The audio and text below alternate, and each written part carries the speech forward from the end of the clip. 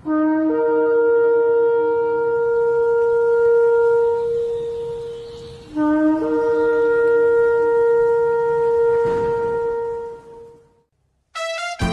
morning, Jesus. Good morning, Jesus. Good morning, good morning. Gising sa umaga, hanap-hanap ka. Lulot na salita mo, nagbibigay buhay. Kasarap na mga lamang, may nagmamahal sa'yo. Salamat sa'yo, Panginoon. Walang pagsubok na di mo kakayanin mo. Sa bawat panalangin, ikaw ay diringgin. Ayon sa kanyang pangako, di kanyang iiwan. Salamat sa'yo, Panginoon. O kay buti mo, Panginoong Jesus. Kay ganda ng buhay kong taglay. Sa'yo lang ang papuri, sa'yo lang ang luwalhati. Sa aking buhay, ikaw ang number one. O kay buti mo, Panginoong Jesus. Kay ganda ng buhay kong taglay. Sa'yo lang ang papuri, sa'yo lang ang luwalhati. Sa aking buhay, ikaw ang number one. Sa aking buhay, ikaw ang number one. Sa aking buhay, ikaw ang number one. Gising sa umaga, hanap-hanap ka. Lulot na salita mo, nagbibigay buhay. Kasarap na mga lamang, may nagmamahal sa'yo. Salamat sa'yo, Panginoon. Walang pagsubok na di mo kakayanin mo. Sa bawat panalangin, ikaw ay diringgin. Ayon sa kanyang pangako, di kanyang iiwan. Salamat sa'yo, Panginoon. O kay buti mo, Panginoong Jesus. Kay ganda ng buhay kong taglay. Sa'yo lang ang papuri, sa'yo lang ang luwalhati. Sa aking buhay, ikaw ang number one. O kay buti mo, Panginoong Jesus. Kay ganda ng buhay kong taglay. Sa'yo lang ang papuri.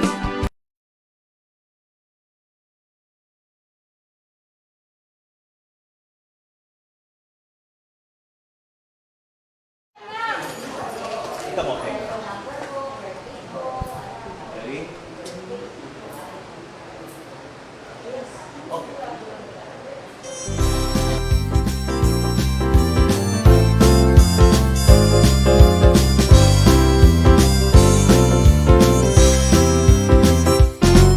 Ang daan na matuwid, parang silais ng liwayway.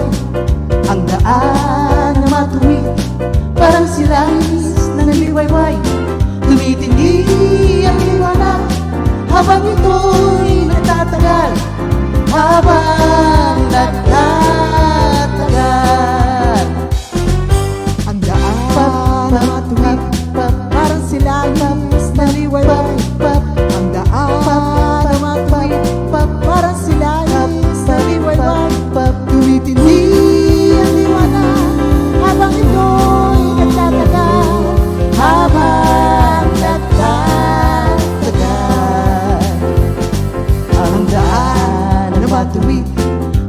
silahis na liwayway, ang daan na matuwid.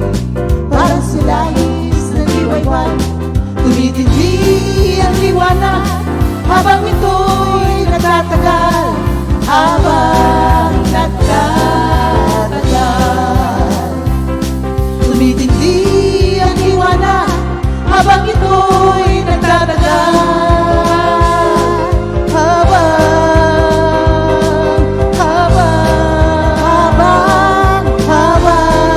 nagtatagal.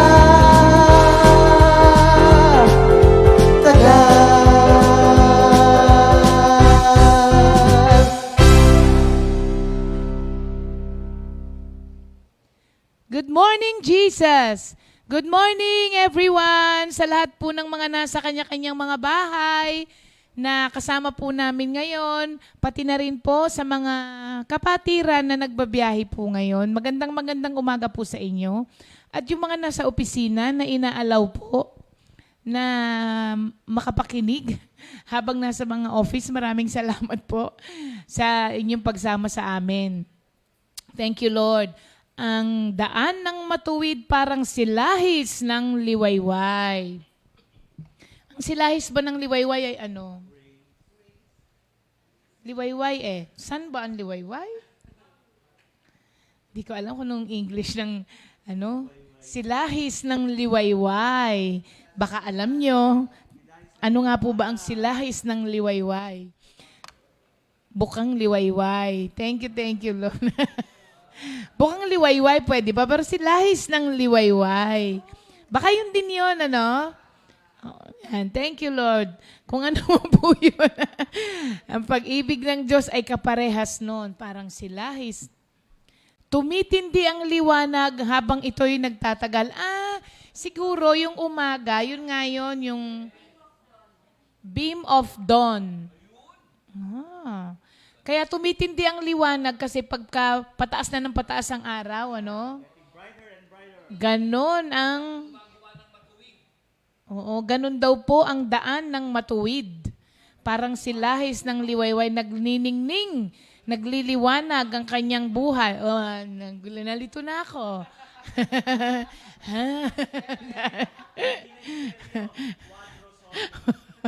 Sa surround system na naman ang aking mga kapatid, okay? Oo, support system, ang aking surround support system. Ayun, pala naman. Thank you, Lord. Tayo po'y mananalangin muna, mga kapatid. Lord, minsan pa po, narito po kami lahat, nagbibigay po ng papurit pa sa salamat sa napakagandang umaga na naman po na binigay niyo po sa amin.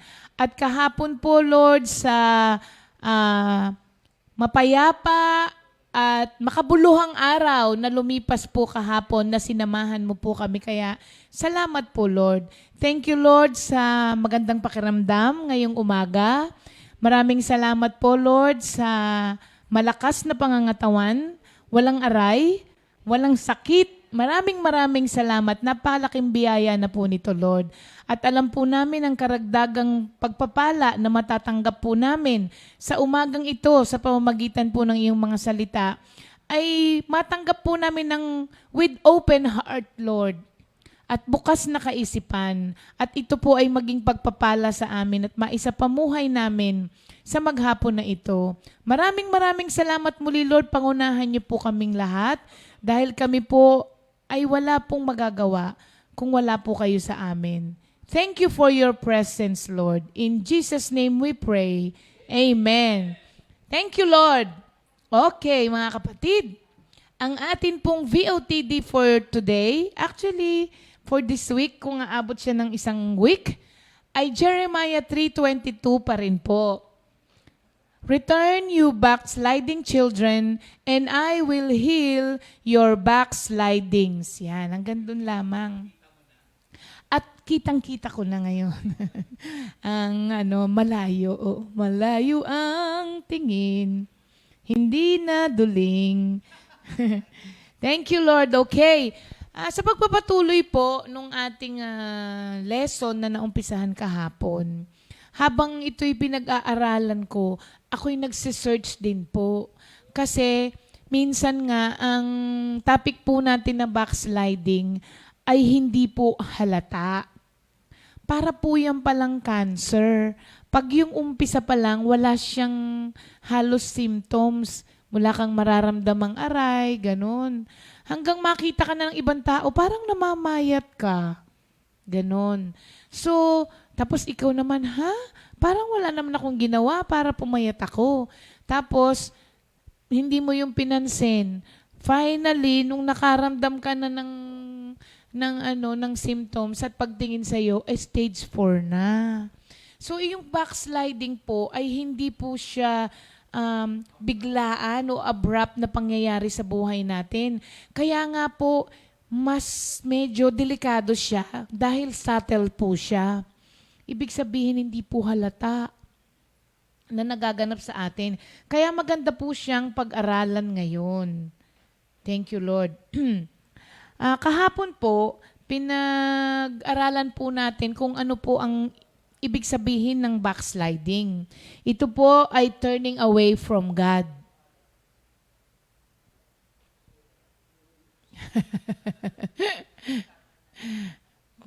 Ito po ay turning away from God, mga kapatid.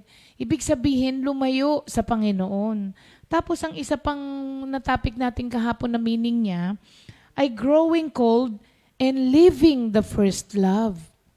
Iniwan ang unang pag-ibig. Tapos nanlamig.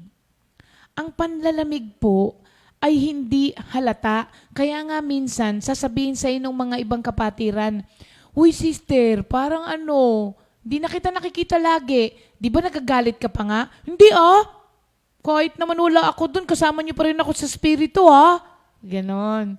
Tapos, "Sister, parang di ka na nakakanood ng Good Morning Jesus." "Hindi kaya?" Oo, nagagalit. Laging merong parang defensive masyado. Kasi po, ganun ang backsliding. Napapansin na ng iba, pero ikaw, hindi mo pa rin napapansin. Di ba sabi ko nga po kahapon, mga kapatid, naririnig ko kayo. Mamaya na kayo mag-usap. Nawawala ako Kahapon po, nasabi ko po kahapon na para po itong yung pagpapapayat. Diba? Minsan hindi mo na halata na naglo-lose ka na pala ng weight. Sa tingin mo, kasi lagi mo nakikita, araw-araw nakikita mo yung sarili mo. Tapos wala rin naman sinasabi sa iyo yung mga kasamahan mo sa bahay. Kasi nga, araw-araw ka rin naman nila nakikita. Kasi parang ganun din po ang backsliding. It is a gradual process. Parang pag hindi ka kumain ngayong maghapon, hindi ka naman papayat Hindi naman makikita agad sa iyo na payat ka na. Kasi nga, ang pagpapayat ay gradual. Ganon din po ito. Tapos pag nakita ka na ng ibang tao na matagal ka nilang di nakikita, sasabihin, pumayat ka. Tsaka ka lang magigising, talaga, pumapayat pala ako. So parang ganon din po ang backsliding, mga kapatid. Okay, ngayon po, kahapon, sinabi po natin na backsliding also is falling backward, not only falling backward, but also failing to go forward spiritually. Sabi ko nga po sa inyo, sa spiritual life, when it comes to spiritual growth ng isang Kristiyano, wala pong sinasabi rong stagnant o permes. It's either you are progressing or you are regressing. At isa pang meaning natin kahapon is interruption sa spiritual growth. Pag nagkaroon ng interruption, ibig sabihin, parang yung power. Pagkaroon ng power interruption, nawala, tapos nagkaroon ulit. Ganon, di ba mga kapatid? Kaya minsan hindi mo siya papansinin dahil nagkaroon naman ulit Nawala lang panandalian. So, ang backsliding na po pala yun. Interruption sa iyong relationship kay Lord at sa iyong growth spiritually. So, kung hindi ka nagpo-progress, ibig sabihin, ikaw ay nagre-regress. Walang permis. Kasi pag nag-permis ka, akala mo lang permis ka pa rin, pero hindi na. Papalayo ka na nun. Papaalis ka na. So, pag di po tayo nag-move forward in Christ, we are naturally going backward. So, walang standing still, mga kapatid, ha? Ngayon po, ngayong umaga naman, ako po'y tuwang-tuwa dito sa nakuha ko po na meaning ng backsliding. Yung meaning niya kasi, it comprises all. At ito po ay naisulat ng isang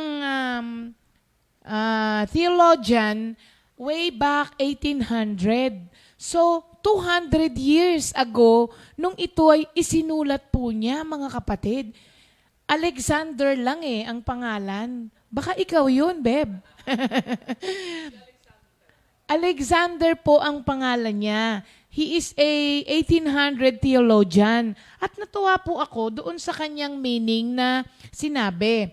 Backsliding, sabi niya, occurs, okay, when a Christian is gradually led off from close walking with God. Ibig sabihin ng led off, nailihis, nailigaw, nalus ka sa track, nawala yung naligaw, mga kapatid. So sabi niya, ang backsliding daw po ay nangyayari when a Christian is gradually led off from close walking with God. So, ito na po pala yung isang ano ba siya? Cause ba yan? Dahilan kung bakit, pupunta na tayo sa dahilan, kung bakit ka nagbabackslide. Led off from close walking with God. Alam niyo po ba na ganito ang nangyari kay Peter? Kasi, di ba, eto ha, ang nangyari po sa kanya, he followed at a distance. Oo. Kung napapansin ninyo, di ba, nung si Lord ay pine-persecute na, nasa malayo siya. Actually, nandun siya sa may crowd sa likod pa nga ng mga crowd Kapag ka napapanood po ninyo, di ba? Tapos, dininay niya rin si Lord. Imagine niyo po, before the denial, 3 years na po niyang kasama ang Panginoon. Personally, nakita niya si Lord kung papaano mag-preach, magpagaling, gumawa ng mga miracles. 3 years. Sa 3 taon po, nakasama mo araw-araw ang Savior. Naku, ewan ko kung gaano kalaki dapat na ang natutunan mo doon. And yet, nagkaroon pa rin siya ng interruption. Diba? Kasi minsan ayaw nating sabihin na nag-backslide ka na noon. Di. Kasi nga, ang buong kaisipan natin sa backslide, yung talagang tumalikod na kay Lord. Hindi lang pala po yun. So, kapag yung sinabi po natin kanina, na na-led off ka from walking close with the Lord, ito rin yung nangyari kay Peter. You are following from a distance na. Kasi hindi na kayo ganun ka-close ni Lord. From a distance. Di ba?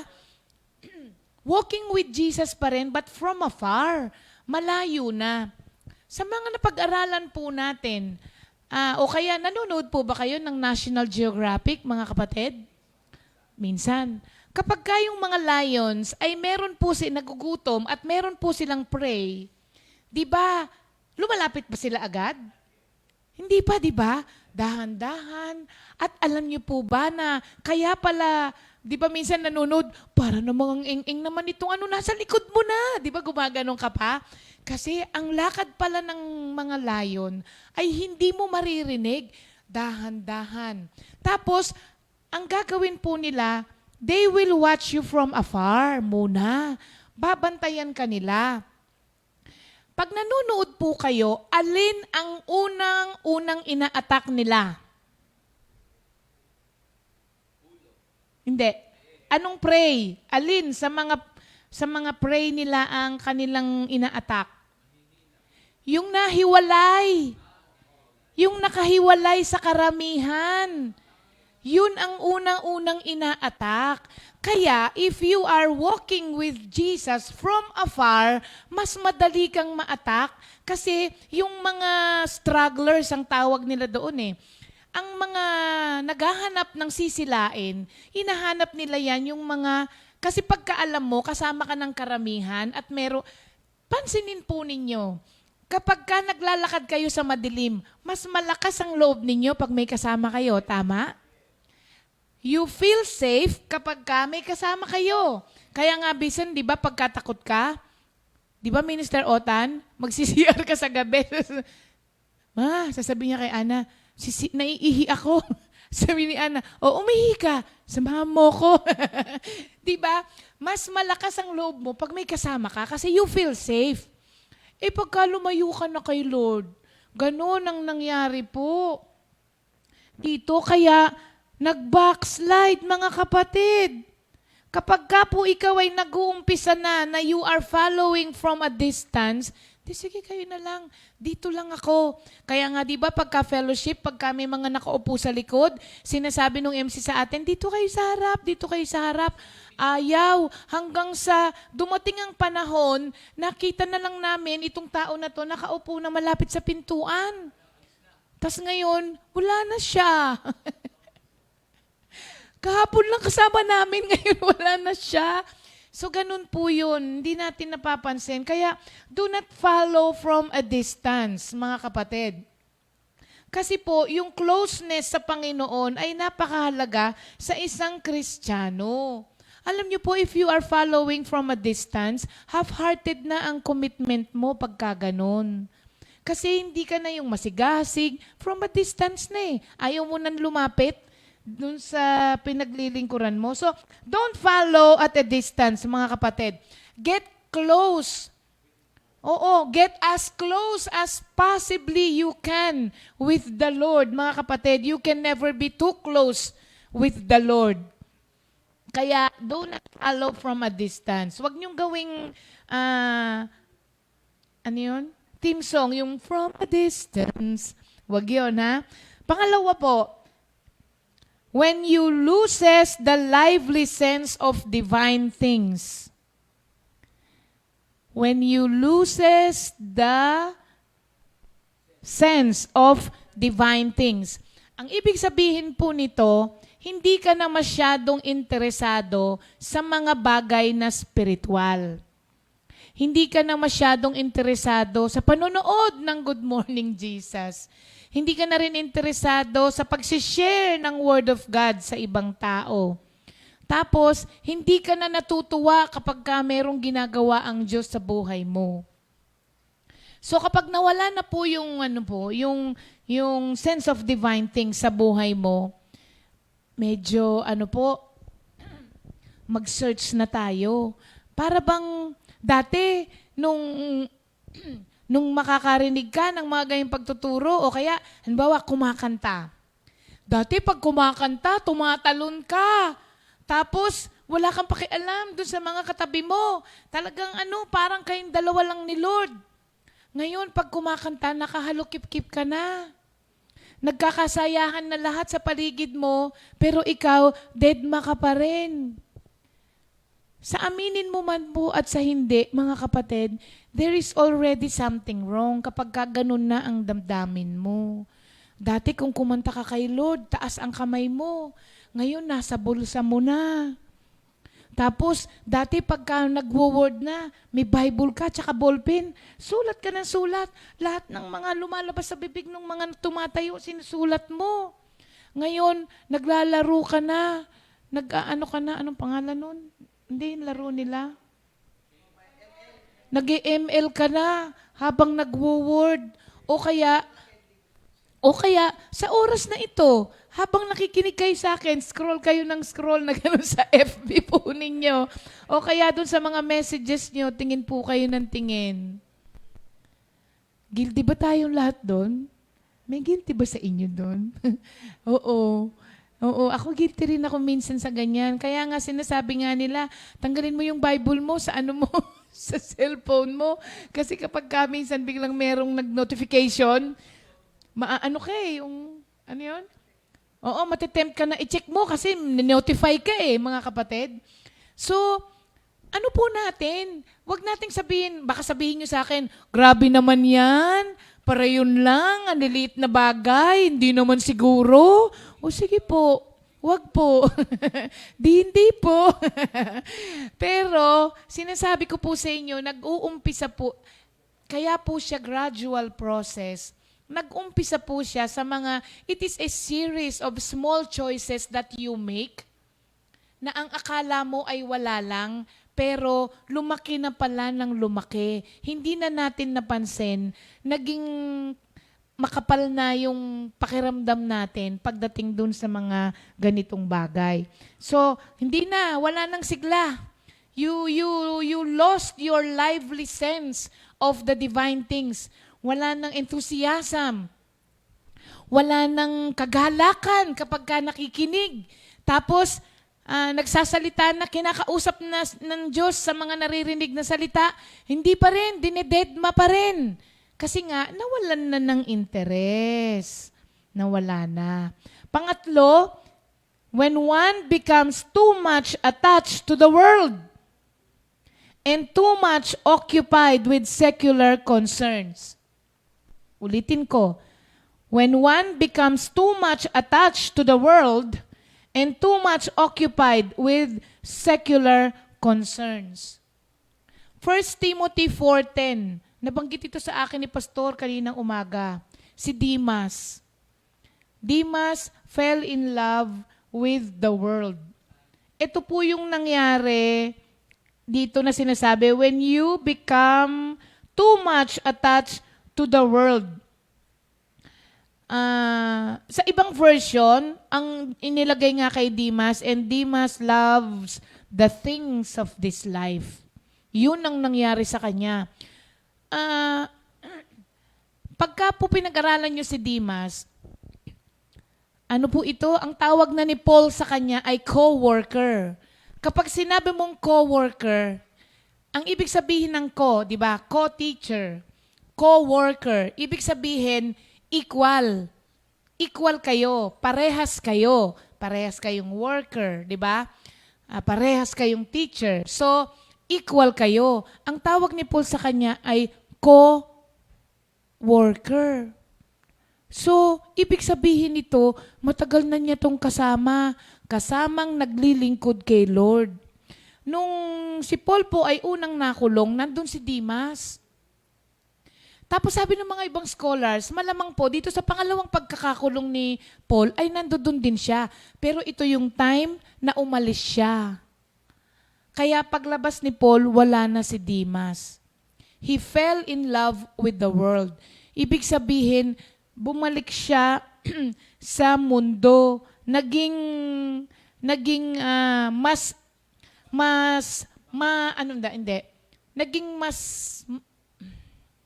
matimbang na sa kanya ang benefit ng world rather than eternal riches. Yun, kapag ka po mas matimbang na sa'yo ang mga bagay sa mundo na in-offer ng mundo kaysa sa mga eternal riches, yan po ay isang sinyales na ikaw po ay nagkakaroon na ng interruption with your relationship with the Lord and with your spiritual growth, mga kapatid. Sample po na mas matimbang na sa'yo. Sunday fellowship. Tapos sabihin nung boss mo, gusto mong extra income? Doble ang sahod. Pasok ka ng Sunday, overtime ka. Alam mo na Sunday is the day of the Lord. Kay Lord yun. Isang linggo ka nang nagtatrabaho, kapatid. Yung Sunday lang ibibigay mo kay Lord. Pero dahil double pay siya, sayang din naman. Papasok ka kesa sa umattend ka. Yan. Yun po ay mas malakas na ang hatak ng benefits ng mundo kesa sa eternal riches na makukuha mo sa pag-una mo sa Panginoon. Matthew 6:33, mga kapatid. Seek ye first the kingdom of God and His righteousness, and all these things. Alam niyo yung all these things na yon? Things na yung more than you can imagine ang kayang gawin ng Diyos sa iyo. Sabi lang naman niya, unahin mo siya at ang kanyang righteousness. At idadagdag niya ang lahat ng bagay. Pero kapag ka mas malakas na ang hatak sa iyo, nung ganon, kesa sa hatak ng Diyos, oops, ano na yan? Red flag na po yan, mga kapatid. red flag na. Go back to God. Isa na lang po. Ayan. Sabi niya, when you become too much attached to the world and too much occupied with secular concerns until at length the keeping of the heart is neglected. Ayon. Kapag ka po ikaw ay lumayo na, hindi mo na aalagaan yung puso mo. Hindi mo na siya mababantayan. Lagi po nating binabanggit that the heart is deceitful. Kaya kailangan i-guard mo lagi ang puso mo. Wala na. Kapag ka ganun ang nangyayari, mas na-attract ka na sa mundo, yung tinayo mo before na guard ng puso mo, which is the Word of God and your relationship with the Lord, nag-collapse. Once na nag-collapse ang wall na nag-guard sa isang lugar, it is already subject for attack. Madali nang pasukin ng kaaway ang isang pusong walang guard. 'Di ba? Bakit ba ginagarda ng isang lugar? Protection, to keep it safe, para hindi siya pasukan, 'di ba? So, kapag ka nag-collapse na yung guard ng puso mo, wala na. Kahit ano na lang na kasinungalingan ng kaaway ang ibigay sa'yo, tatanggapin mo na siya as katotohanan. Kaya, makukumbinsi mo na yung sarili mo na tama naman ang ginagawa ko. Hindi naman ako lumalayo kay Lord. Ang spirito ko ay nasa inyo pa rin, kasama nyo ako. Di ba nagbiro nga yung isang kapatid? Naku kapatid, hindi namin nakikita ang spirito mo. Baka maupuan ko. Sabi nung isang kapatid dun sa sinabihan niya na hindi na nga kasi nag-a-attend. Sabi niya, hindi naman ako nawawala kay Lord. Yung spirit ko, kasama niyo pa rin. So, hindi po gusto ni Lord yung ganon, mga kapatid. Kaya, dahil quarter na, stop muna tayo hanggang doon. Nakita niyo po ba? Habang ito'y pinag-aaralan ko, sabi ko, naku, Lord Jesus, talagang makakapag-search ka. Kasi po, kapag kahit isa lamang dito sa mga nababanggit natin ay nangyayari na sa atin, pagka nakita mo na yung red flag, do something about it na agad, mga kapatid. Kagaya nung sinabi ko sa inyo, di ba? Scrolling sa FB and Messenger while you are listening to the Word of God, naku, palagay ko, guilty tayong lahat doon. Guilty. Kaya kailangan, aminin mo. Huwag mong sasabihin, grabe to, para yun lang. Ito kaya, pag sinabi mong, di naman. O sinabi na po, basta ito na yung mga inilahad sa atin, it's up to us, mga kapatid, ha? Kapag kung gusto nyo pong i-maintain ang magandang relationship with the Lord at maging maayos ang pamumuhay, bantayan po natin itong mga red flag na ito para magawan po natin ng paraan kaagad. Kaya, thank you, Lord. Ayan. Glory to God sa atin pong VOTD.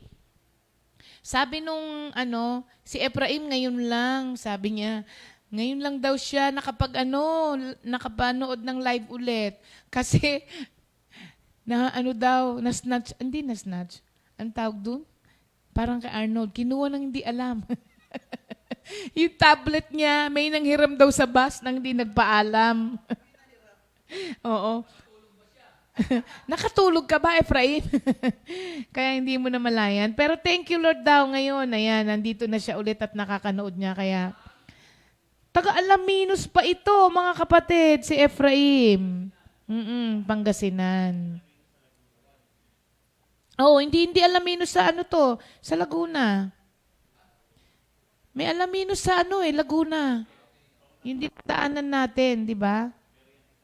O di ba si Heidi, nanunood mabuti. Rays of sunlight daw. Ang galing Toots, ha? Nag-google ka pa. Taga San Mateo. Sa bulubundukin ng San Man, binibiro namin si Heidi Nakatira ka naman kasi sa bulubundukin ng San Mateo. Thank you, Lord. Good morning din kay Sister Lolit Ilagan at Sister Trining. Opo. Ayan, mga kapatid. Siya nga po pala, maraming salamat po sa mga kapatiran po natin na nag-support doon po sa mga flood victims po natin. Especially to our Comfy, Illinois. Kanina pong madaling araw ay na-deliver na po yung mga ibinalot lahat dito sa Tumana, Marikina.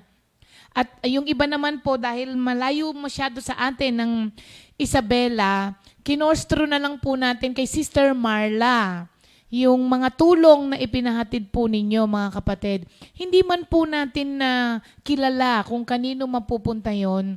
Still, sila po ay kapwa po natin na tao na nasalanta ng bagyo, na nangangailangan ng tulong. Hindi man po natin sila kilala, nangangailangan pa rin po sila ng tulong. Kaya nagpapasalamat po kami sa lahat po ng mga kapatiran po natin na lagi pong bukas yung puso na tumulong sa mga ganitong pangyayari. Ang Diyos na po ang magbabalik nito sa inyo. Kaya maraming salamat po, mga kapatid. Thank you, Lord. Tinitignan ko lang yung mga kapatiran natin. Nagsasearch ng absent. Hindi naman. Alam niyo po, hindi po namin kayo, kami po'y nakakamiss lamang sa inyo. Oh, si Brother Bong ay naoperahan na kagabi. Actually, hapon yun. 3:00 daw siya pinasok. Nilabas siya 10:00 na ng gabi. Oo, matagal, Tagal nga, sabi ko. Pero kanina kausap ko siya, kamusta ka na? Sabi niya, akala ko nga ngayon palang nawawala na ako sa araw. Kahapon nga pala ang Lunes. Kaya ang expected ko mamaya pa yung operation ni Bong. Medyo nanghihina pa raw siya, pero thank you Lord na at natapos na. Kaya yan. Thank you Lord. Bong, speedy recovery para makauwi ka na ulit dito. Si Brother Nemi naman po, Fami, ay na kay Lord na. Tito ni Sister Sally, na asawa ni Sister Virgie. Yan. Sabi ni Sister Tess Mercado, tama nga po, nai-interrupt din ako minsan. May tatawag, sakto, nanonood ako. Mga kapatid, may tatawag daw habang nanonood. Si Arnold, laging sumasagot ng tawag. Pag mo morning devotion. Siya lagi nasa harap ko . O yan, mga kapatid Thank you Lord po. At yung mga ganyang malilit na bagay ay alam nyo, salamat sa Diyos nga nakikita natin. Pag nakita natin, thank you Lord at tinatanggap natin. Kasi kapag kaya hindi natin tinanggap, ayun ang isa pa pong dahilan yun kung bakit hindi mo na malayan na ang laki na pala ng effect sa'yo nun.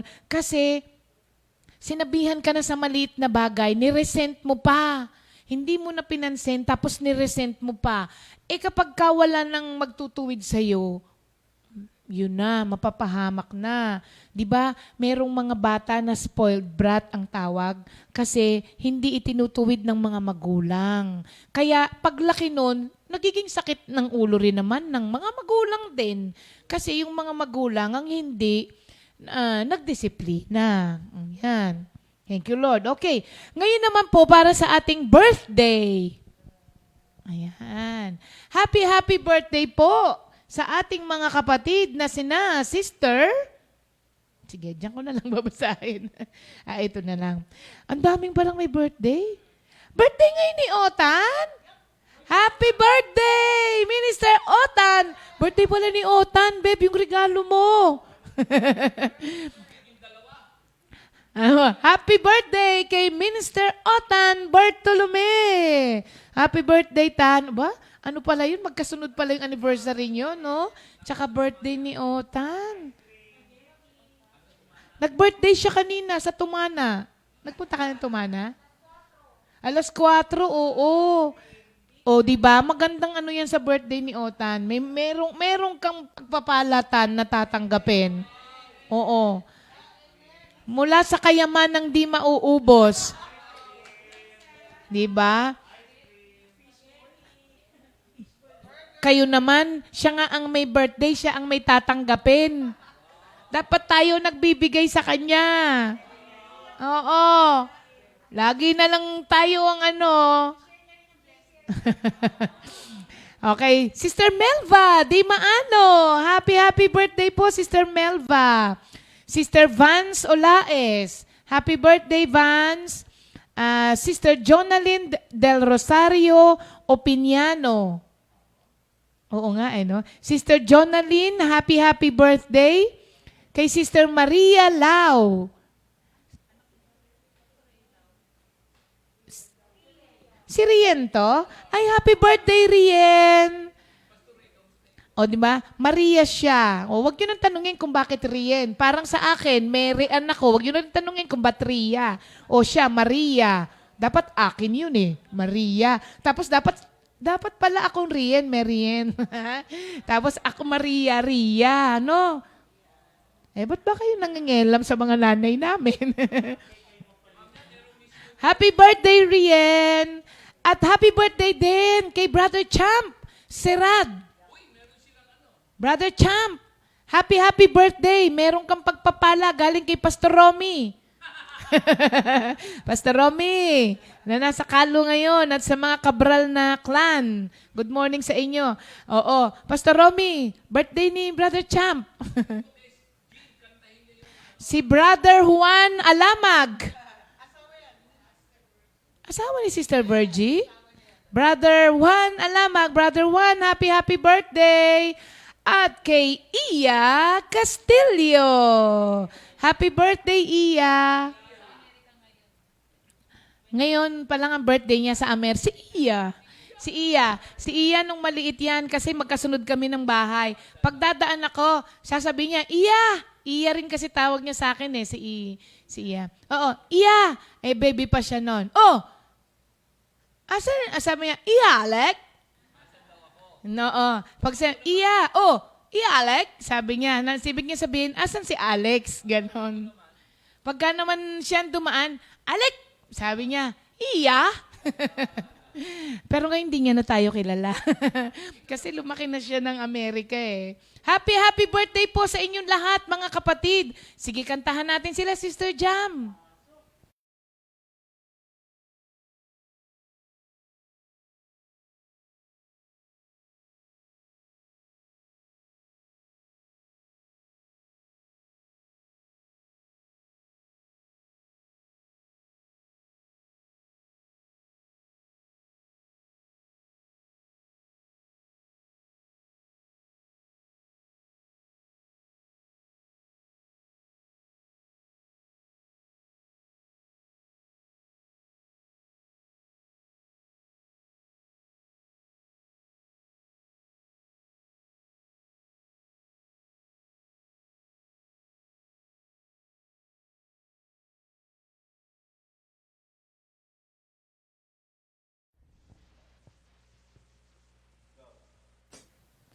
Thank you, Lord. Happy birthday, mga kapatid.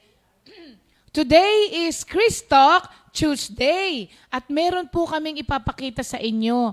Alam niyo po ba na baka tinatanong po inyo kasi hindi nyo masyadong, yung iba sa atin, hindi natin kilala Sister Judith, di ba? Lagi nating sinasabi na sila po yung mga naapektuhan ng sobra ng baha sa Tumana, Marikina. At doon po natin dinala yung mga ibinalot natin doon sa lugar nila. Alam nyo, ang taas-taas na po ng second floor nila Sister Judith. Oo, kasi nung unang ondoy, talagang lumubog yung kanilang Tapos, pinag-pray nila na makapagpagawa sila ng second floor para kahit bumaha ulit, nasa taas na sila. Ngayon, inabot ulit ang second floor. Sister Judith, mag-pray ka naman ng pang third floor.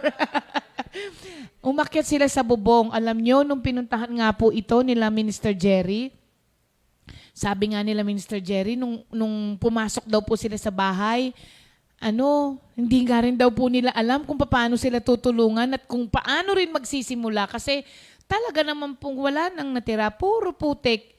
Lahat, wala pong natira ha, lahat ng gamit po nila ay nababad sa tubig. Yun. Kaya nga sabi ko, Sister Judith, ano po ang kailangan nyo? Nahihiya na magsabi. Yung pala, ang kailangan nga po nila, ang nasabi nga lang niya sa akin, sabon. Sabong panlaba. Dahil nga, syempre, puro putik na yung ano. Alam nyo kung ano pala ang kailangan niya, na talagang kinahihiya niya na sabihin. Ay, hindi kinahihiya, nahihiya siya. Nasabihin, kutsyon. Kasi wala silang mahigan pala. Kaya yun, thank you Lord sa mga kapatiran po natin na kahit papano makakapag-provide po tayo ng pangkutsyon dun sa mga mahihiga ng mga kapatiran natin. Pero alam nyo, natuwa po ako nung nakita ko ito. Si Sister Judith po ay lola ni Pia. Si Ate Pia na lagi po nating pinakikita sa inyo. Pero tignan nyo po ito. Ito yung gusto ko lang pong i-reiterate sa inyo, ito po yung mga binaha na lahat ng gamit po ay nababad sa tubig, ha? Pero panoorin niyo po ito. Dito tayo.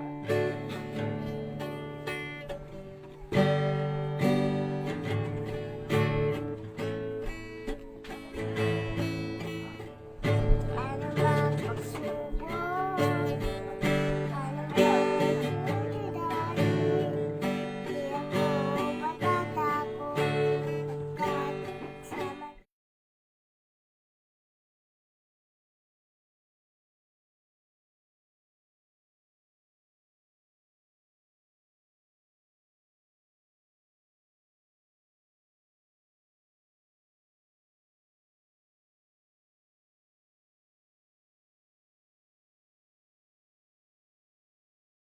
Hindi tayo naapektuhan ng bagyo, pero nakakakanta po ba tayo ng kagaya nito? Ito, grabe yung awit sa kabila nung pangyayari sa kanila. Ano? Okay na, Sister Jam? Panoorin po natin ulit. Dito tayo.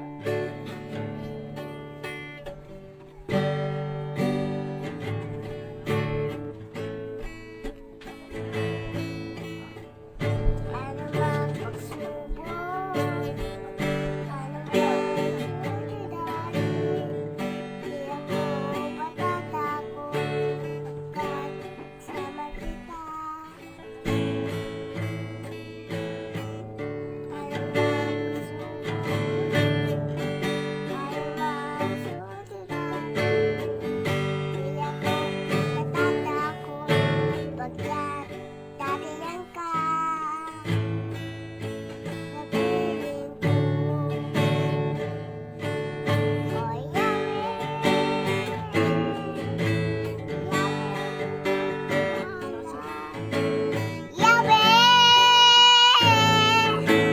May kang Yahweh, Yahweh. Oy. tunay mag-aasahan o salamat sa pag-ibig mo. Anumang pagsubok, anumang suliranin, di ako matatakot pagkat kasama kita sa piling ko. O Yahweh,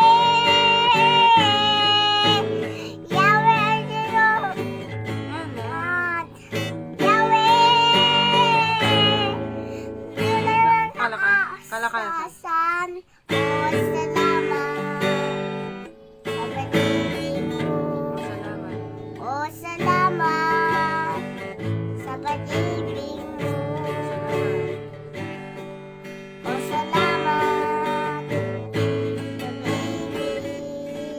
sa pag-ibig mo.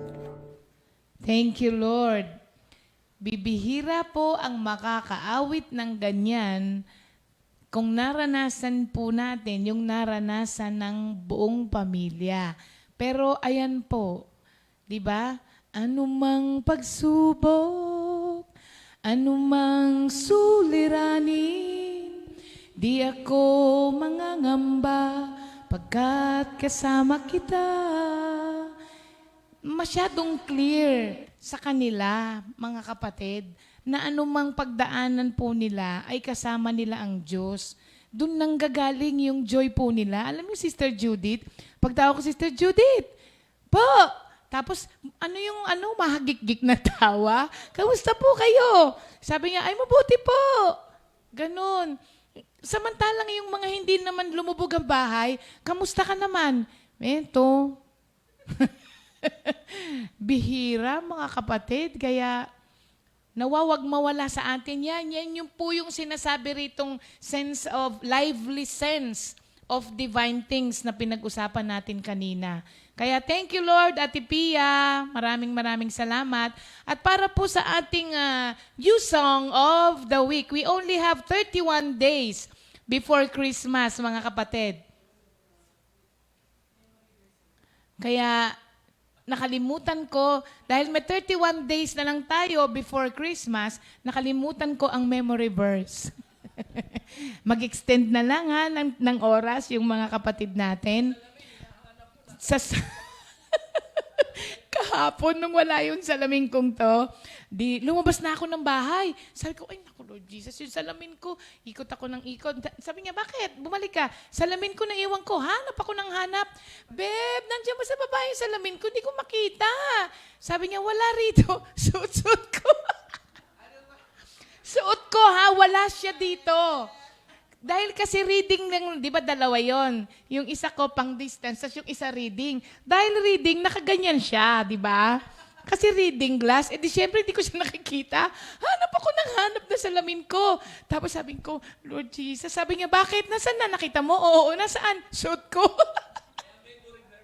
Kaya nakalimutan ko yung memory verse ngayon. Ang ating memory verse po ngayon ay sa Psalm 121, verses 1 and 2. I look to the mountains, where will my help come from? My help will come from the Lord, who made heaven and earth. Oh, ang ganda lang, 1 and 2 lang eh. Thank you, Lord. Yan po ang ating awitin. Ano man po ang inyong pangangailangan sa araw na ito, sasabihin, sa bundok na saan ako titingin? Sa tulong na hangad ko, saan ako titingin?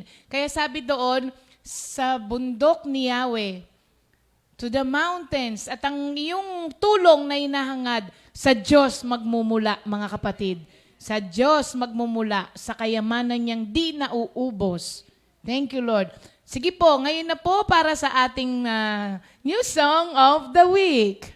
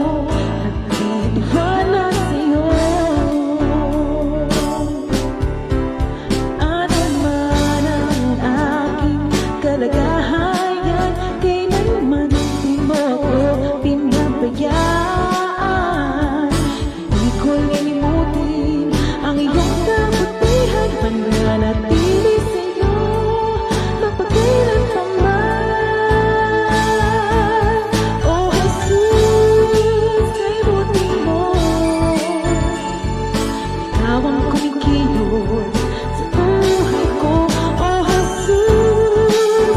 Ganapin mo sa lahat ng tao, nagtitiwala sa'yo.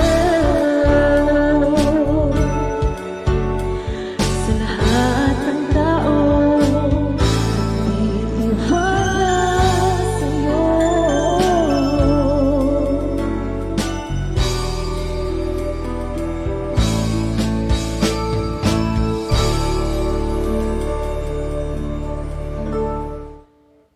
Amen. Thank you kay Inday. Ang ganda ni Inday ngayon.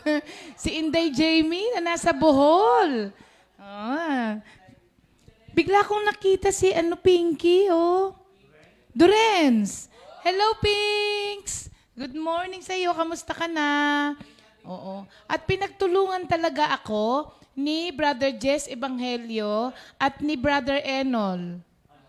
Sabi ni Brother Jess, yan po ang palatandaang malapit ng mag-senior. Ganyan din po ako, nasa ulo ko pala, kaya hindi ko makita. Sabi naman ni Enol, Ri, aga ng senior moment mo, di ka pa naman senior. Brother Jess, 8 taon pa po ako bago mag-senior. Pero gusto ko na mag-senior dahil sa discount. Oo, sa mga benefits, Ayan. Thank you, Lord. Ngayon po, dumako na po tayo sa ating storytelling. Mga kapatid, abangan niyo po ito, ha? Kasi itong ating, kwento, yung storytelling ngayon, tungkol sa isang Actually, pag binasa niyo po ito, parang makukonsider mo siya yung pinakamagandang babae sa Bible. Oo, kasi maganda ito eh. Kaya abangan nyo rin yung ating mga storyteller. Ang gaganda nila ngayong araw na ito. Ano, no? Oo, akala lang daw nila, pinakamaganda sila. Kaya, panoorin po natin itong ating storytelling for our Chris Talk Tuesday. Magandang umaga mga bata! Narito na naman ang inyong Ate Divine upang maghatid ng kwento mula sa Biblia. Ang kwento natin ngayon ay Esther, ang reyna ng Persia, na matatagpuan sa Book of Esther. Ang kaharian ng Persia ay napakamakapangyarihan at napakayaman. Sinalakay at sinakop nila ang Israel. Kinuha ang mga tao at dinala sa Persia, kaya maraming Hudyo ang nakatira doon. Ang hari ng Persia na si Haring Asauro ay mahilig ipagmalaki ang kanyang mga kayamanan at kapangyarihan, kaya nagbigay siya ng 1,000 handaan. Maging ang asawa niyang si Reyna Vashti ay may salo-salo rin para sa mga kababaihan. Ipinatawag ni Haring Asauro ang reyna upang pagmalaki ang kanyang kagandahan sa mga kalalakihan. Pero hindi sumunod si Reyna Vashti at dahil dito, pinalayas ng hari ang reyna. Pagkatapos ay gumawa ang hari ng isang batas na ang kagustuhan ng mga asawang lalaki ang laging masusunod sa loob ng isang tahanan. Lumipas ang mga araw, naalala pa rin niya ang ginawa ng dating reyna. Kaya lumapit sa kanya ang kanyang alalay at sinabi, "Mahal na hari, bakit hindi po kayo magpahanap ng magagandang dalaga? Papuntahin po ninyo sa palasyo sa lungsod ng Susa. Ipagkatiwala kay Hegay para maturuan ng tamang paraan ng pagpapaganda. Kung sino man ang magiging pinakamaganda sa inyong paningin, ang siyang ipagpapalit kay Vashti bilang reyna." Nagustuhan ng hari ang payong ito, kaya sinunod niya. Ang balita ay kumalat sa buong kaharian. Maraming kababaihan ang dinala sa Susa kay Hegay upang maturuan ng tamang pagpapaganda. May isang babae na ang pangalan ay Esther, ang pinalaki ng kanyang tiyuhin na si Mardocheo na isang Hudyo. Maganda siya pati hubog ang kanyang katawan. At isa siya sa dalagang napili na dinala sa palasyo upang maturuan ng tamang pagpapaganda, at siya ay naging paborito ni Hegay. Si Esther ang pinakamaganda sa lahat ng dalaga na nasa palasyo. Siya ang napili ng hari upang kanyang maging asawa. Si Esther na isang Hudyo ay isa ng reyna ng Persya. Naging matalino siya bilang reyna at naitago ang pagiging isang Hudyo sapagkat karamihan ng tao doon ay galit sa mga Hudyo. May isang lalaki sa kanang kamay ng hari. Ang pangalan ay Haman. Masama ang kanyang pag-uugali at galit na galit siya sa mga Hudyo, lalo na kay Mordecai. Isang araw, pumunta siya sa hari at sinabi ang isang plano na para bang pinoprotektahan niya ang kaharian laban sa mga Hudyo. Sumang-ayon at pumirma ang hari sa bagong batas na ipapapatay ang mga Hudyo. Ito ay ipapamahagi sa iba't ibang lugar. Hindi niya alam na si Reyna Esther ay isa ring Hudyo na madadamay sa kanyang plano. Nang mabalitaan ni Mordecai ang bagong batas, siya at ang mga Hudyo ay naghinagpis. Pinunit nila ang kanilang mga kasuotan at naglagay ng ubo sa kanilang mga ulo at nagluksa. Subalit alam ng Diyos ang lahat ng ito at tutulungan niya si Mordecai upang makaisip ng paraan.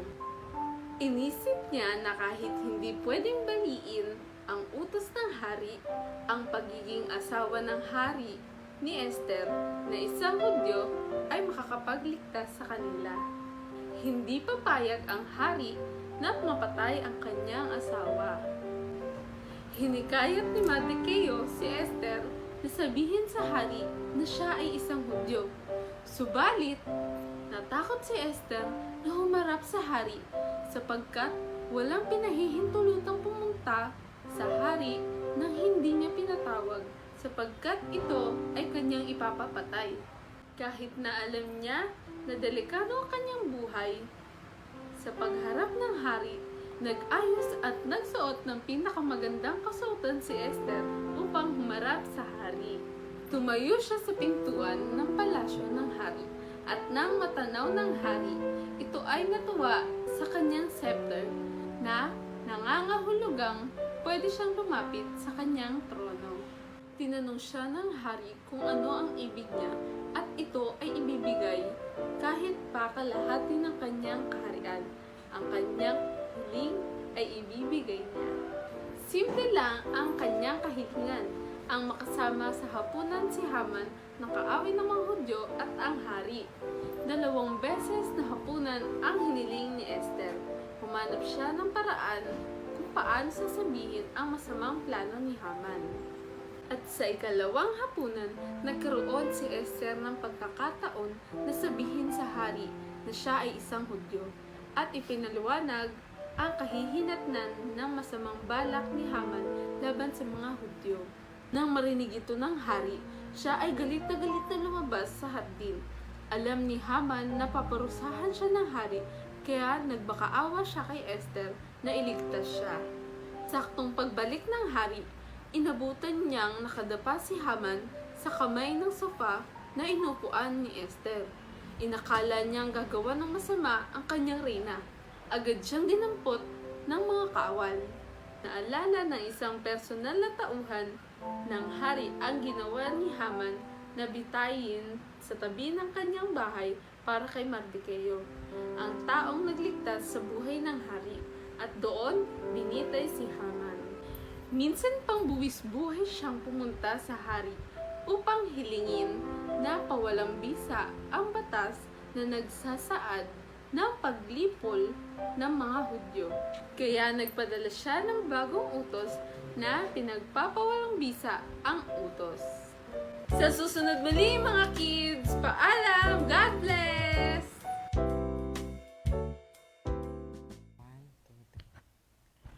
Good morning, Jesus! Ako po si Sister Tata. Nawala pong sound, ulitin po natin. Naka-on ba? Ayan, thank you Lord. Pasok sa loob. 1, 2, 3.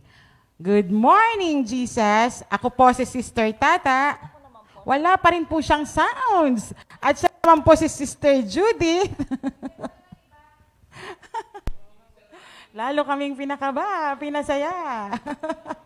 Thank you, Lord. Ulit. Live po kami. 1, 2, 3. Good morning, Jesus! Ako po si Sister At Tata. ako naman po, Sister Judith. Ang makakasama makakasama nyo ngayong Chris Talk Tuesday. Hello po Ayan. sa lahat ng mga kapatid dyan sa area ng North, East, West, South, ng mga kapatiran natin dyan na patuloy na tumatangkilik sa ating GMJ. At kamusta sa outreach namin dyan, na prayer meeting namin dyan sa Isabela, sa lahat ng mga members, at gayon din po sa aming mga kababayan sa area ng Batangas Outreach. At gayon din, especially sa aking mga mahal sa buhay, Nay, Tay, at sa aking mga kapatid at in-laws. Yun. Happy viewing din po sa ating mga kapatiran na nasa iba't ibang bansa. Mula sa US, Japan, Italy, Australia, New Zealand, at sa buong mundo po na patuloy pong nakikisama sa amin dito sa ating GMJ. At binabati ko rin po yung aking mga in-invite. Mga taga 4th State po, hello po sa mga co-parents and teachers, kay Ma'am Susan, kay Ma'am Terry, at sa kay Ma'am Apple po. At binabati ko rin po yung mga dati kong kasama na nasa DOJ, WPP DOJ. Enjoy po yung inyong panonood at pag makasama namin kayo ngayong oras na to sa pag-aaral ng salita ng Diyos. Thank you, Lord. Before po anything else, Sister Judith, pray po muna tayo. Sige po, ituon po natin ang ating mga sarili sa ating panalangin. Ama, dakilang makapangyarihan na may likha ng langit at lupa. Salamat po sa napakagandang pagkakataon sa umagang ito upang muli maibahagi ang iyong banal na salita tungkol kay Esther. Lord, pangunahan niyo po kami na iyong mga teacher na manggagawa sa iyong banal na gawain. Maihayag namin ito na nagmumula sa iyong kapangyarihan ng banal na Espiritu ang lahat ng anumang mamutawi sa aming mga labi. Salamat po sa double portion with your anointing at salamat din po sa kapangyarihan na iyong banal na Espiritu. Salamat po sa pangalan ni Jesus. Amen. Amen. Thank you, Lord. Question, Ninang Judith. Sister Judith, napasali ka na ba sa isang beauty pageant? Hindi pa, syempre. Tanungin mo naman ako. Eh, ikaw ba? Nakasama ka na rin ba sa beauty Ay, pageant? hindi ko alam kung natatandaan ni Ate Jing, napasali rin naman ako. Secret yun. Tandang-tanda ko pa. Hindi po. Di ba po kasi sa probinsya, usong-uso yung mga yung mga news of the night. So, syempre po, napasali ko dun kasi host po yung lolo namin eh. Hindi ko na, siya po yung Pero nakakatawa po kasi iba rin talaga pag ganun eh. So, nung mga kabataan kasi namin, elementary ako, high school sila Ate Jeng, mga mahilig po yung magpunta sa mga pasayawan, yung mga pinsan ko nanonood sa Binalonan, Pangasinan. So doon po, doon ko naranasan yung unang-una at huli na beauty pageant. Ano ba pakiramdam mo? Ay, grabe, nervous ko. Oh. Iba rin pala pag walang preparation yun eh. Basta on the spot, pag kinuha ka, News of the Night, uso nun, paramihan ng sash sa probinsya na dinidisplay na kung nakailang News of the Night ka. Kasi pagpasok pa lang ng November, madami ng pasayawan sa, sa probinsya eh. At dahil malaking bulas ako, akala nila high schoolers na ako, di napapasali ko. Pero hindi ko na talaga inulit, promise. Nag-runner up naman ako, kasi nga host yung lolo eh. Huwag kang mag-alala, Ninang. Sabi mo nga, di ba, saan ka napasali? Sa mga sagala lang ako napasali. Prosesyon? Yan, mga prosesyon. Ay, Yan, iyo. lagi kami doon. Ayun, thank you, Lord. Alam nyo rin po ba, ma-share ko rin po, pantanggal ng kaba. Kasi po, di ba, maaga pong nabigay sa amin yung lesson tungkol kay Esther. Ito po, sabi ko, brown out naman kasi nung bumabagyo, basa muna ako ng para maaga ako makapag-aral. Tuwan-tuwa ako, nabasa ko na natapos ko na po yung binabasa ko sa Bible. Nasa Nehemiah na ako. Di ko pa rin nakita si Esther. Bakit? Brown out eh. Hindi. Esra yung binasa ko. Wala si Esther. Akala ko kasi si Esther, Estra eh, yun. Naisipin mo, nasa Nehemiah na ako. Wala pang pinag-uusapang beauty pageant. Mas Yun, bata mga ka pa kay kapatid. Sister Ria. Nag-senior moment ka na yan, ha? Ganun po mga kapatid ang ating paghahanda para sa ating mga pag-aaral. Ayun. Bago po ang lahat, lagyan po natin ng konting origin daw o beauty pageant. nung unang panahon po, nung unang-unang yung paglalaban po, itong competition ng beauty contest, na-develop po ito at na-pioneer ni Phineas Barnum. Ang kanya pong pag-develop sa beauty contest is in the form of photographic likenesses. Kumbaga po sa panahon ngayon, ito po yung yung ilalike nyo yung photo sa Facebook. So, popularity contest. Noong panahon pa lang yun, naganap na rin ito at na-improve na siya hanggang sa umabot sa kauna-unahang Miss Universe noong 1952 na ang kinoronahan ay taga-Finland na siyang 17 years old. Tapos, later on, syempre, nag-improve na yung competition. Nagkaroon din tayo ng Binibining Pilipinas. So, sa Binibining Pilipinas, ang unang kinoronahan noong 1964, si Miss Borromeo at nag-runner-up lang si Elvira Gonzalez na nanay ni Sherlyn Gonzalez. At ito po ang nakakatuwa. Kasi po, di ba, maliit na bansalan tayo, pero nandito rin nagmula ang mga mararaming magaganda. Yan. Kita naman ang Kita nyo ba? ebidensya, di ba? Kita nyo ba? Hello mga kapatid!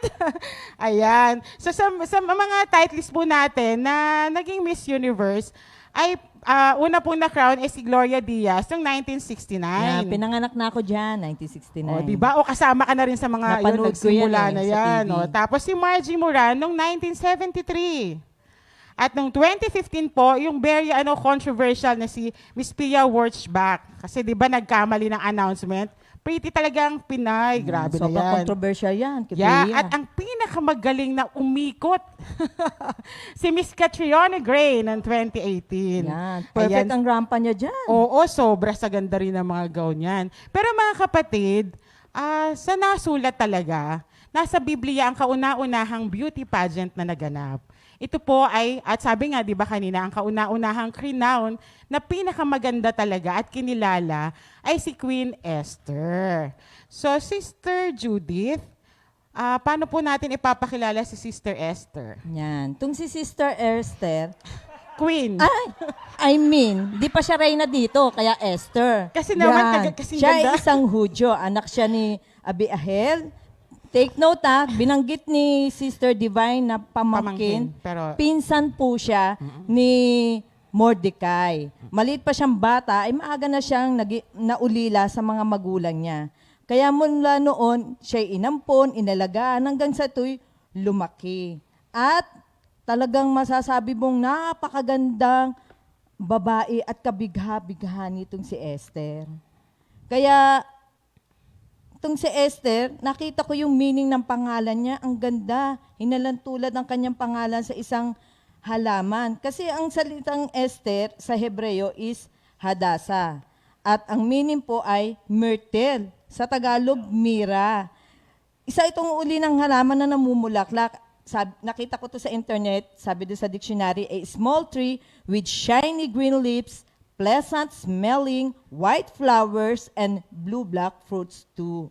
So, ganun kaganda si Esther. Di ba mga bata, kahit tayo mga babae, pag nakakita tayo ng mga bulaklak, nakakawiling tignan. Lalo na pag mabango, talagang mapapapitas ka. Di ba? Ganun si Esther. napakagandang babae talaga. Ayun. In addition po mga kapatid, di ba? Si Esther po ay talagang, ayun nga, sabi, beautiful of form. Wow, sexy. And face. And face, di ba? With a special quality. Ano kaya yun? Yung dating niya, yung charisma niya. Kumbaga sa mga lalaki, yung appeal, sa kanya iba yung charisma niya. Na isang tingin mo lang, mapapawaw ka talaga. Yun talaga yung beauty na meron si Queen Esther. Yung natural na natural. Pero higit sa lahat mga kapatid, isa pang magandang katangian ni Esther yung pagkakaroon niya ng magandang pag-uugali at yung pagiging masunurin niya. Idagdag ko lang din po, sa Book of Esther po kasi, ito yung only book in the Bible na hindi po minention si Lord, na hindi minention ng si God. Pero hindi po ito yung, hindi po ibig sabihin noon na hindi porke na-mention sa buong chapter 1 to 10 yung pangalan ng Diyos, ay wala doon ang Panginoon. Mapapansin po natin sa ating pag-aaral na yung presence ni Lord nandun all throughout the story. Kaya matutuwa po tayo sa bawat chapter ng Book of Esther. Talagang may mga lesson po. So, Sister Judith, ano po ba yung ano yung naging, paano ang isang bihag? Kasi di ba si Sister close kami ni Queen Esther. Si Queen Esther, di ba? Dahil siya ay isang Hudyong bihag, paano siya, hamak na Hudyo lang siya, paano nga ba siya naging reyna? Yan. Kasi itong aklat ni Esther, yung kanyang pangyayari sa buhay, doon sa loob ng palasyo ng emperor ng Persia, sa pamumuno ni Haring Aswero, ito 3 years ng hari si Haring Aswero, ay nagkaroon doon ng malaking piging sa Susa.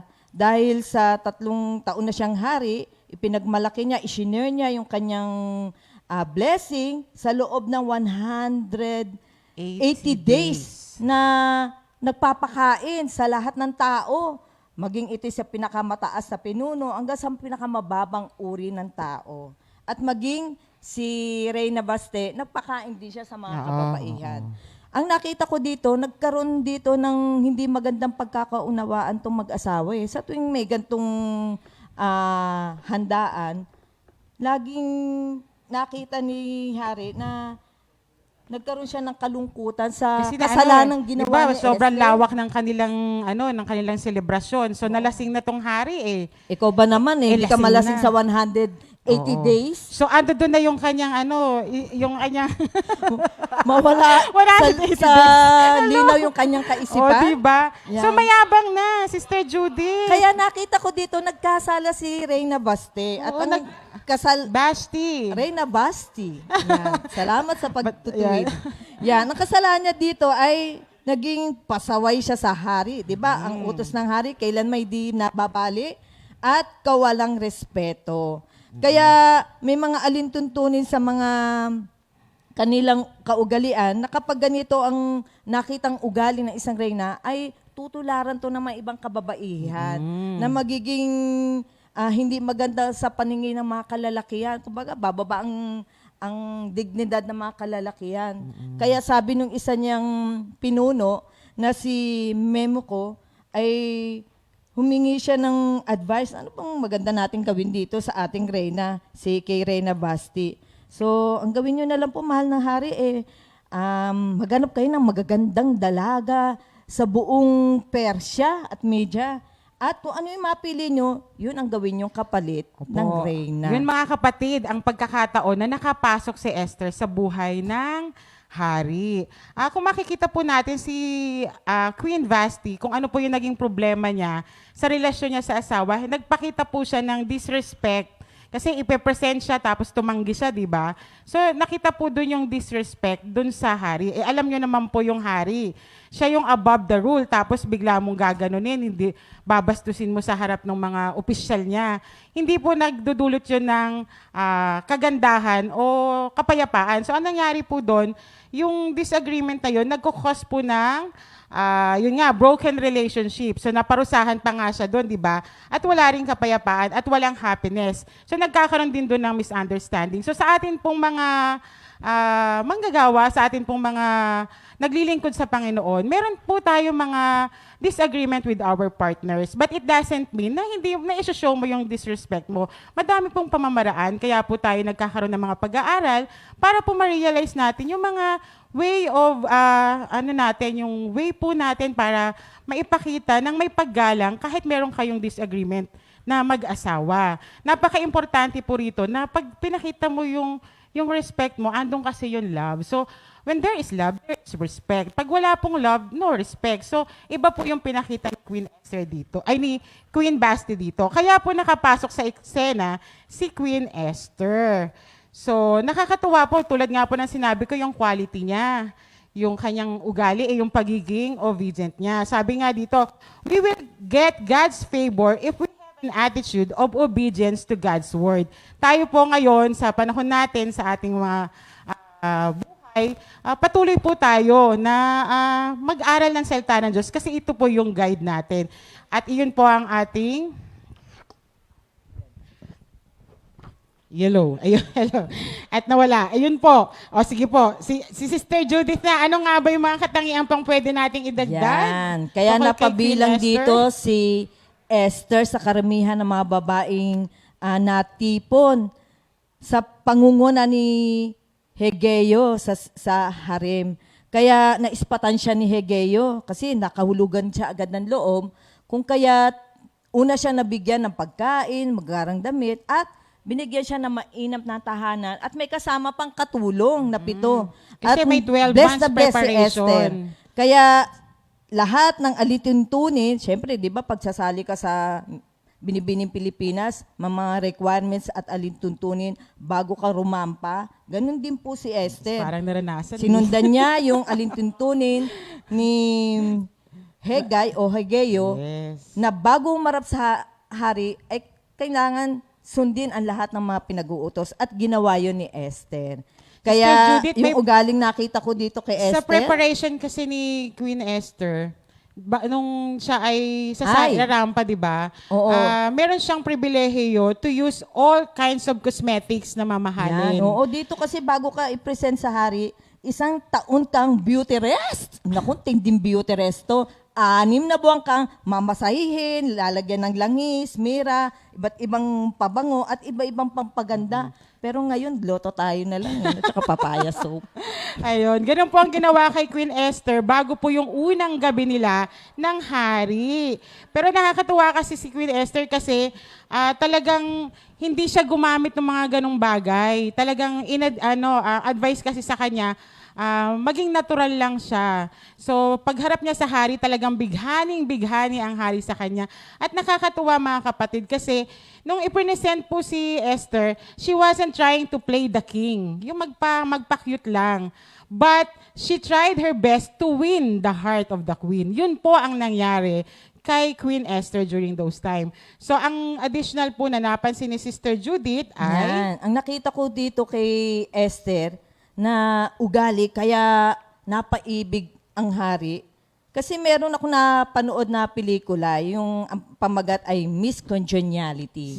Binigyan ko Sandra Bullock ang starring dyan. Ay, oo. Sandra Binigyan Bullock. ko yung acronym na the word congenial. Congenial is a friendly and sociable. Ito yung kagandahan loob na makikita mo kay Esther. Kasi yung si dito, siya po ay courageous person. Matapang talaga to si Esther.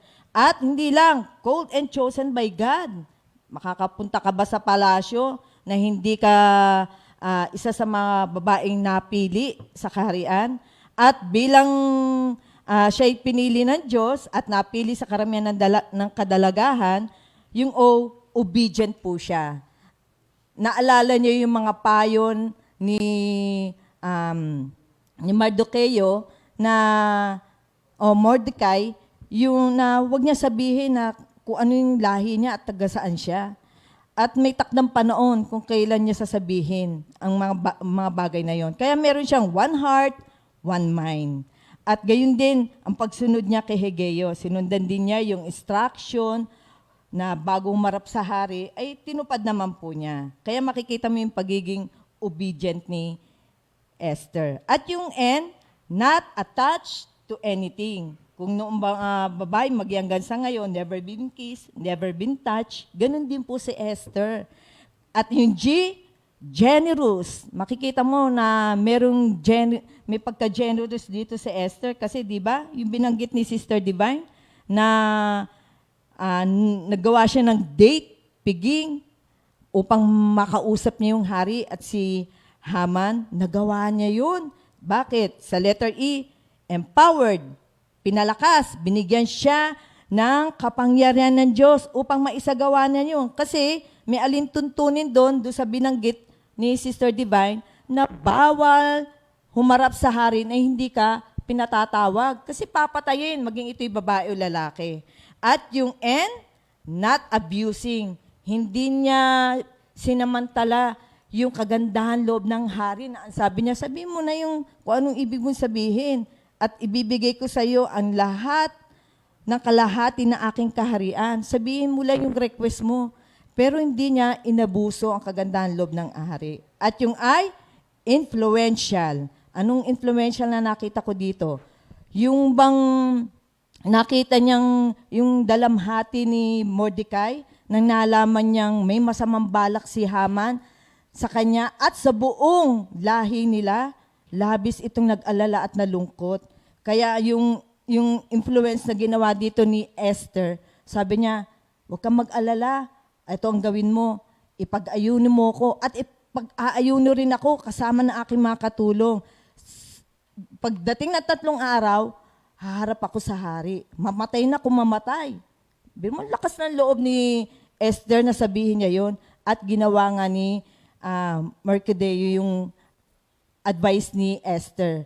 At naganap po yun sa 3 araw na siya'y humarap. At yung A, adorable. Talagang napaibig talaga to si Haring Asuero. At kaibig-ibig naman po talaga si Esther. Kasi na-attract talaga, hindi lang ang hari, maging ang lahat ng makakita sa kanya, ng mga kalalakihan. Kaya yung L dito, si Esther, siya po, hindi lang po siya loving, kundi lovable person. Dahil nakita ko dito na yung kagandahang ugaling ito kay Esther na sa sobrang pagmamahal niya sa kanyang lahi, ay iginawad niya yung nais niyang sabihin na sa loobin sa hari. Kaya ang advice ko sa mga kabataang kadalagahan sa panahon ngayon, yan, sabi nga po dito sa 1 Peter 3:3-5, ang inyong ganday, huwag maging sa kagayakang panlabas lamang. Paris ng pag-aayos ng buhok at pagsusuot ng mga gintong hiyas at mamahaling damit. Sali, pagyamanin ninyo ang gandang natatago sa kaibutura ng inyong puso, ang gandang walang kupas na likha na mayumi at mainhing diwa at lubhang mahalaga sa mata ng Diyos. Yan ang kagandahang pinagyaman ng mga babaeng banal noong unang panahon. Sila'y nanalig sa Diyos at nagpasakop sa kanilang asawa. Kaya nakita ko dito si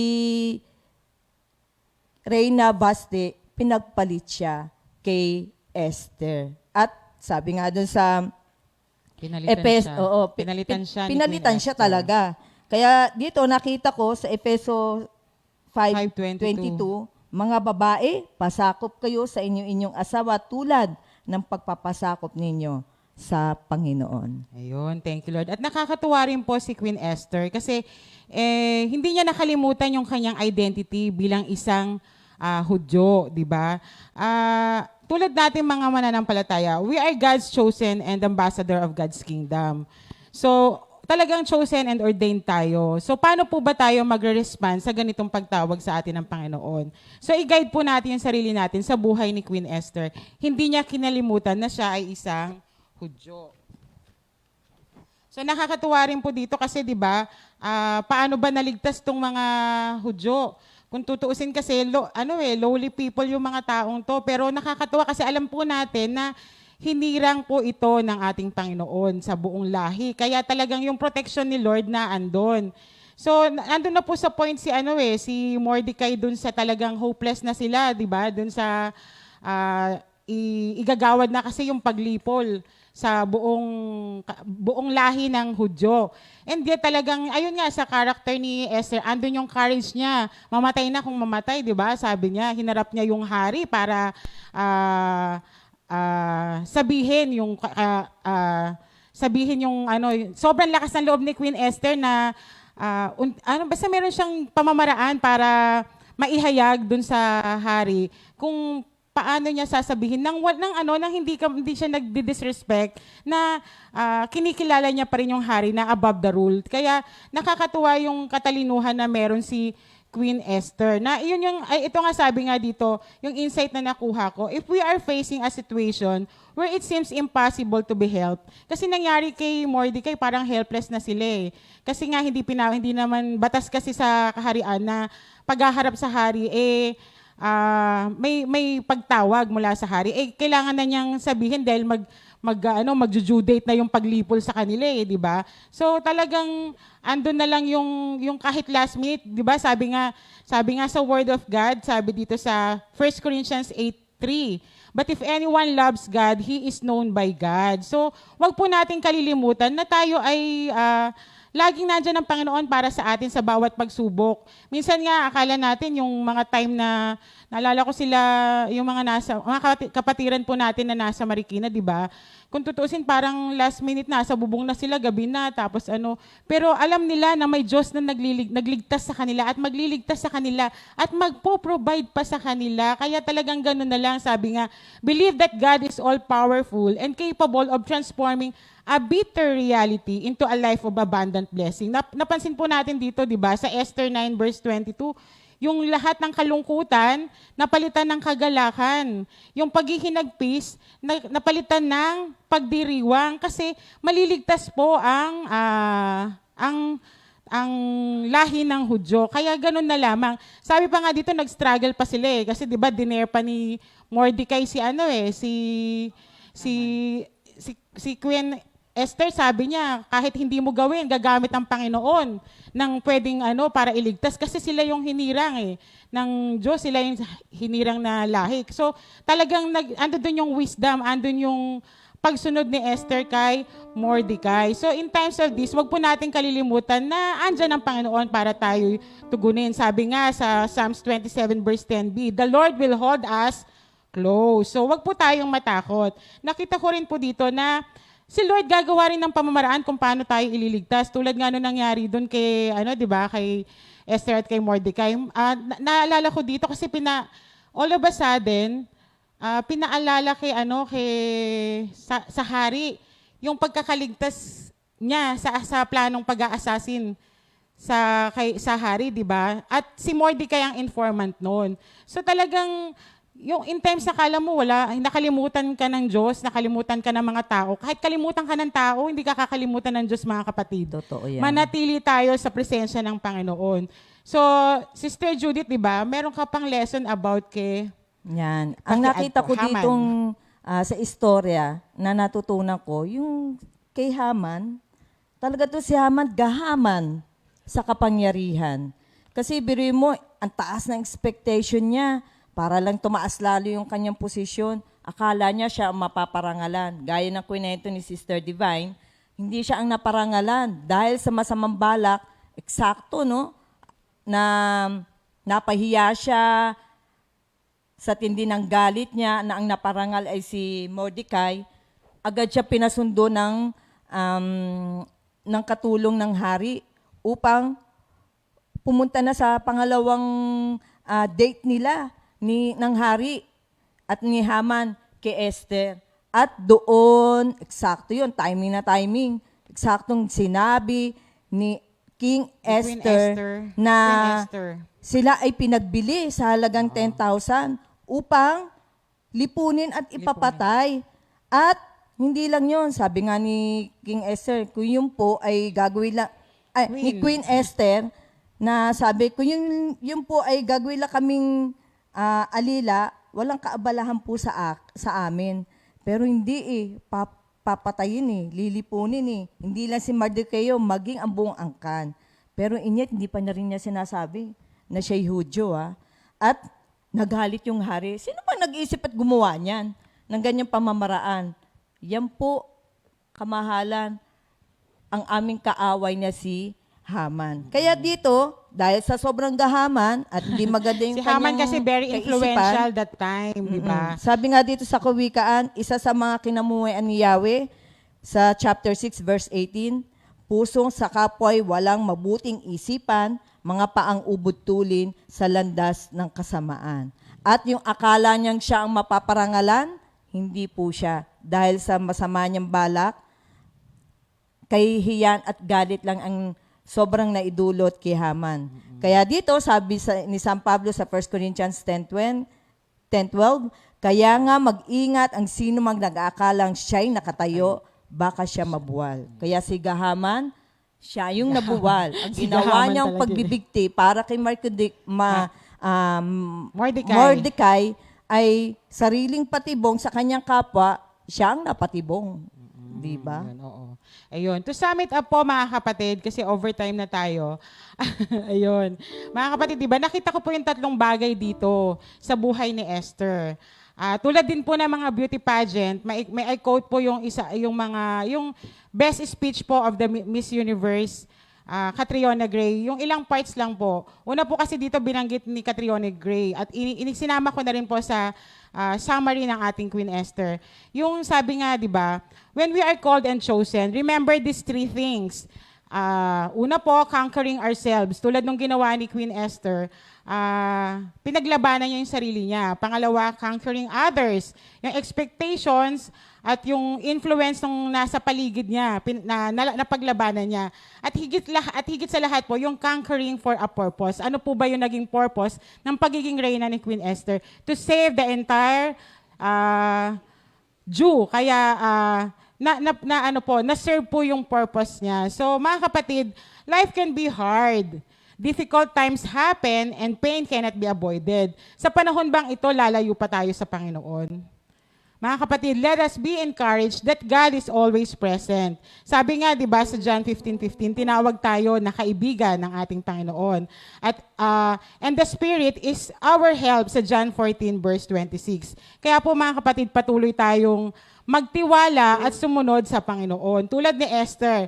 At mahayag po yung kalooban ng Panginoon sa buhay natin at para sa ikaluluwalhati niya. God bless us all po and thank you, Lord. Kanta po kami.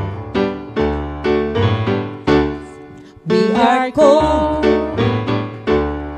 we are chosen, we are favored and blessed by the Lord.